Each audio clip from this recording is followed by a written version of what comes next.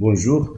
Dans cette série de vidéos que nous présentons ici, nous arrivons à l'exercice numéro 1 de la série TD numéro 2 et dans lequel on va calculer le polynôme d'interpolation à l'aide de la méthode de Newton.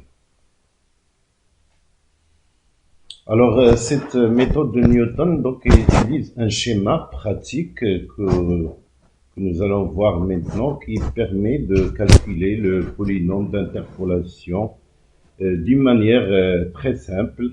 Donc, tout d'abord, on situe les points qui sont dans le tableau, d'accord? Donc, on commence par les x, et après, on met les y, et avec des flèches, donc d'abord des flèches horizontales, et après des flèches, donc une flèche qui descend vers le bas et une autre vers le haut, la même chose pour les autres valeurs. Et après, donc, on calcule la première différence divisée ici entre 1 et moins 2, c'est entre les deux arguments, les deux premiers arguments. Alors, donc, ça me donne 0. Je passe donc première différence divisée entre les deux autres arguments, et ça me donne donc moins 10. Et après, on met des flèches pour calculer la différence. Il y a une seule différence divisée d'ordre 2 entre les trois arguments. Alors ici, donc, on prend donc moins 10, moins 0 sur 3 moins 2, et alors qui me donne donc moins 2. Donc ça, c'est la méthode et après, donc, comment déterminer les interpolations. Donc avec ce schéma, donc on s'intéresse donc à la première, la diagonale supérieure, c'est elle qui va nous donner les coefficients du polynôme d'interpolation, parce que ce sont les différentes différences divisées auxquelles on s'intéresse. Donc, tout d'abord, donc, j'encadre donc cette diagonale supérieure, et donc voilà, donc vous voyez, donc ça c'est, et après on écrit le polynôme d'interpolation comme on va le voir.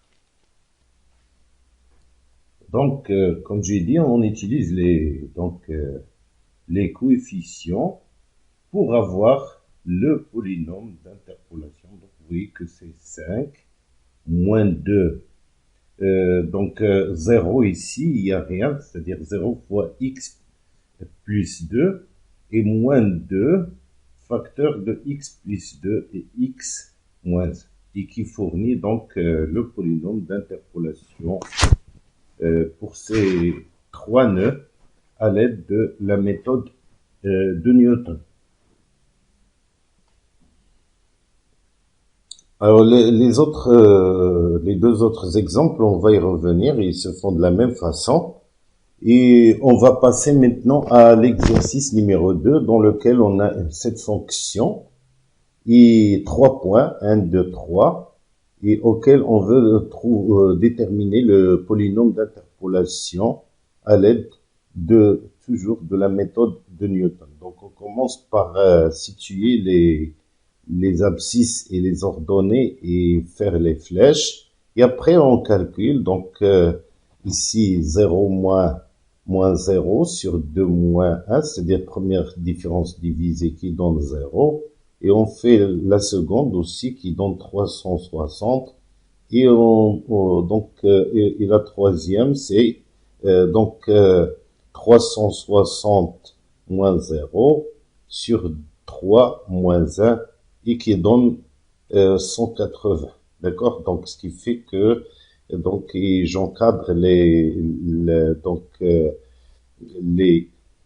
j'encadre la diagonale supérieure, et alors pour avoir donc les coefficients du polynôme d'interpolation. D'accord? Donc, voilà. Donc, je cherche le...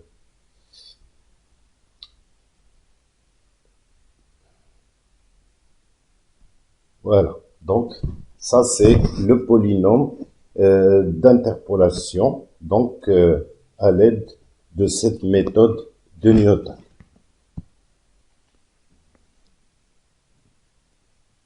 Alors, dans la deuxième question, on me demande de trouver le polynôme d'interpolation, c'est-à-dire qu'on ajoute les opposés, on a donc les points plus ou moins 1, donc, et donc plus ou moins 2, et plus ou moins 3.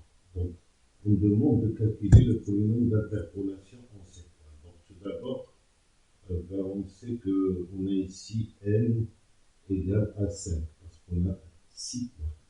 D'accord? Donc, ce qui fait qu'on a un polynôme. Donc, P indice 5, qui est le polynôme d'interpolation au point 1, moins 1, 2, moins 2 et 3, moins 3. Et alors, aussi, on a aussi le degré de ce polynôme, degré de P indice 5, il est inférieur ou égal à inférieur ou égal à 5. Alors maintenant, puisque la fonction il est paire, d'accord? Donc f est paire. Et les points sont 2 à 2 opposés.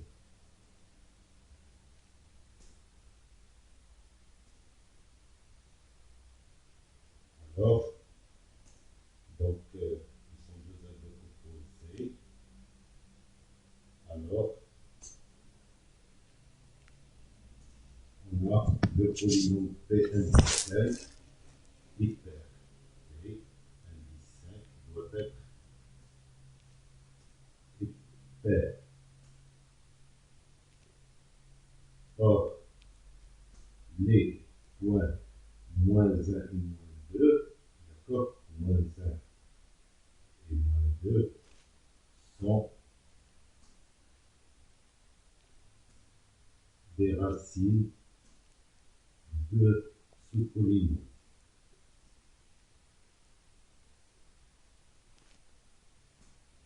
C'est-à-dire que P indice 5, d'accord, donc cela veut dire que P indice 5, il est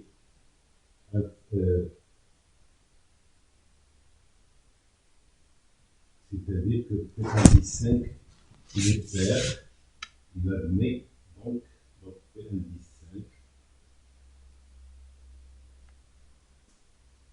admet 4 racines distinctes.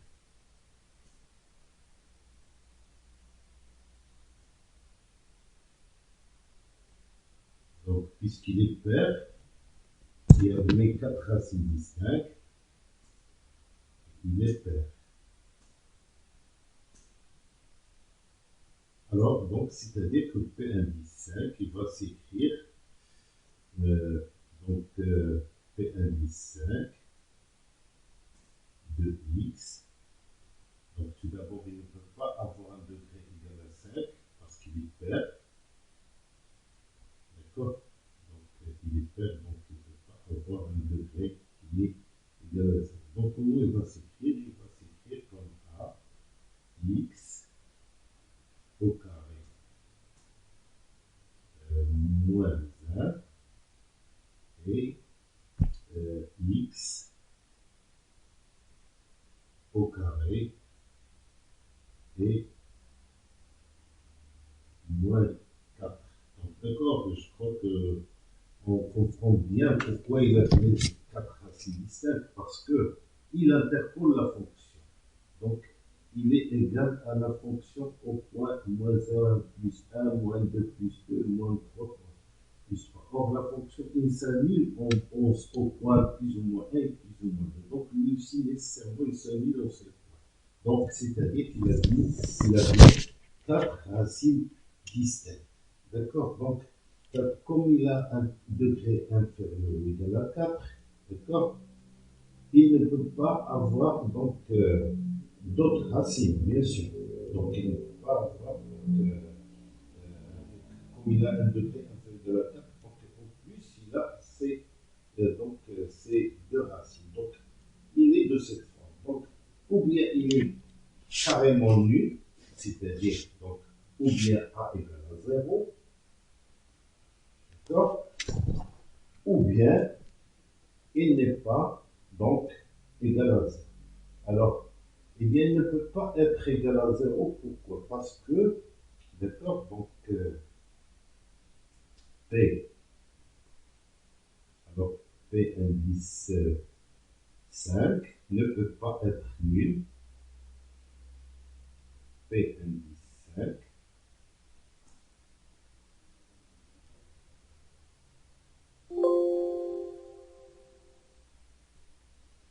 il ne peut pas être nul car il interpole la fonction f. Et la fonction, il interpole aussi au point 3 et moins 3. Et or, au point 3, la fonction ne s'annule pas. Donc, l'unité ne peut pas s'annuler parce qu'il est égal à la fonction en ce point. Parce que car f de 3 est différent de z. Donc, qu'est-ce qu'on peut en déduire? Que A appartient à R étoile.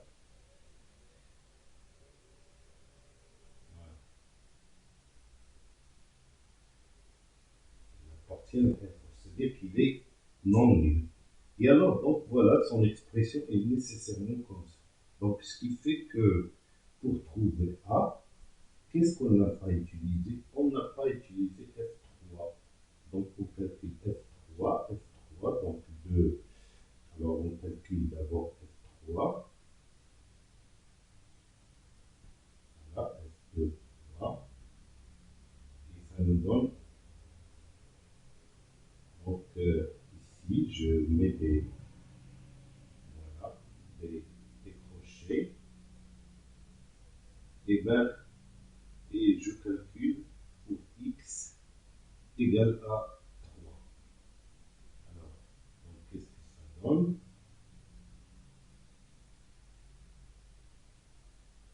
Ça donne 360.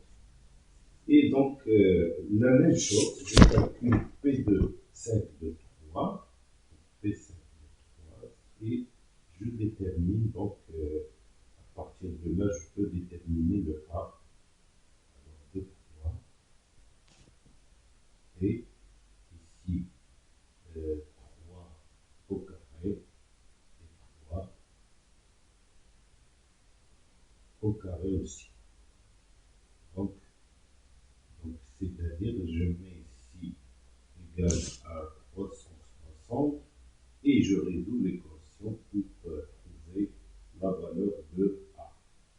Et alors, donc, la solution C9, c'est-à-dire que le polynôme d'interpolation de ces 6 points, c'est égal à 9 et facteur de ceci,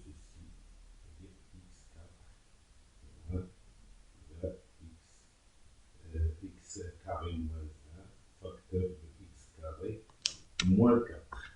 Voilà donc la méthode, bien sûr, on élimine, ça veut dire que, sous-entendu, c'est-à-dire qu'il ne faut pas faire beaucoup de calculs, donc c'est-à-dire dire que les points sont de valeurs opposées, il y a donc 4 racines.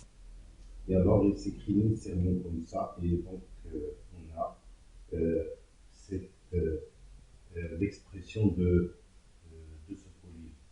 Voilà.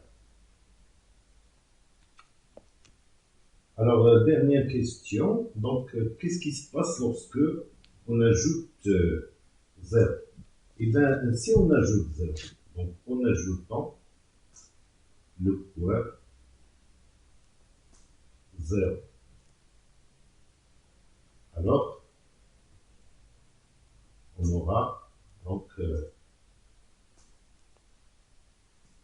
combien de points?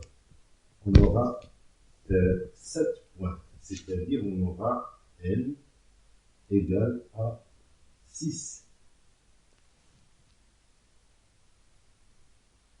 Et alors,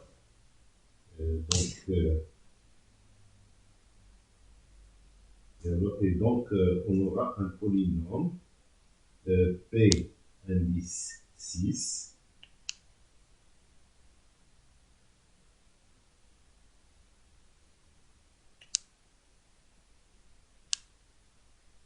avec un degré tel que le degré de ce polynôme soit inférieur ou égal à 6.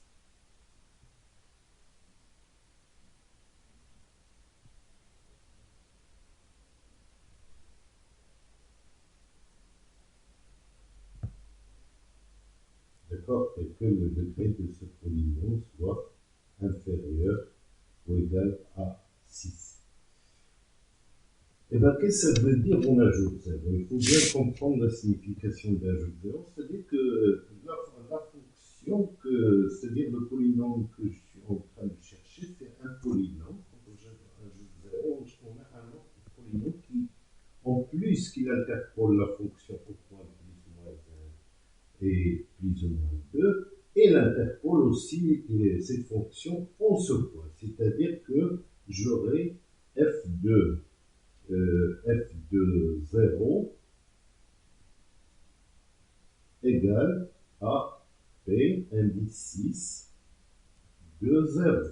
C'est ça donc ajouter le point 0. C'est-à-dire que j'aurai donc en plus qu'on a la fonction qui se polynôme qui coïncide aux autres points, moins 1 plus 1, moins 2 plus 2, moins 3 plus 3, ils vont coïncider aussi en ce point. Et donc, c'est un polynôme qui devrait inférieur à 6. Or, si je regarde la fonction elle-même, d'accord, la fonction elle-même, c'est un polynôme de degré 6.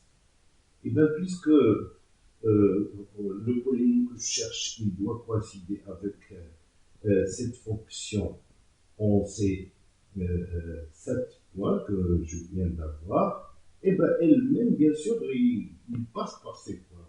Et donc, puisque elle-même, la fonction est elle-même un polynôme, donc, ce qui fait que on a le polynôme cherché, c'est la fonction f. Or, la fonction f de x est elle-même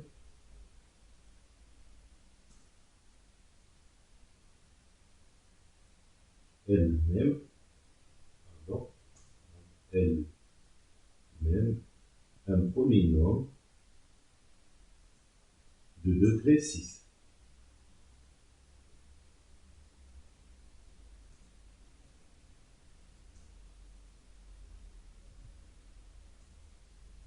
Et comme le polynôme P indice 6, d'accord, P indice, ces problèmes, ce sont des problèmes de rédaction, ni plus ni moins. D'accord, ce pas des problèmes qui sont difficiles à comprendre, mais c'est surtout la rédaction. Donc, P indice 6, et donc coïncide avec F, coïncide avec F, on sait point,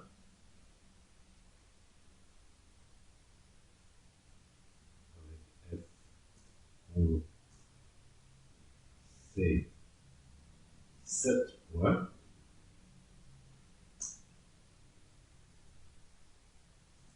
et comme son degré, donc degré de P6 est inférieur à 6,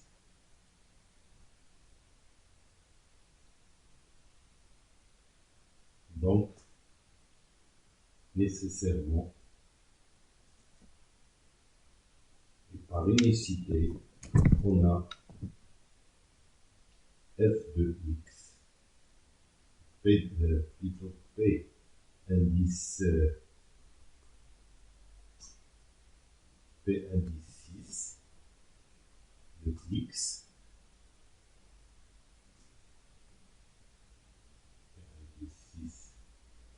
de x, il est égal à la fonction f de x. Donc, c'est elle-même qui s'interpole par cette. Voilà, cette vidéo est terminée. Donc, à la prochaine vidéo. Merci beaucoup.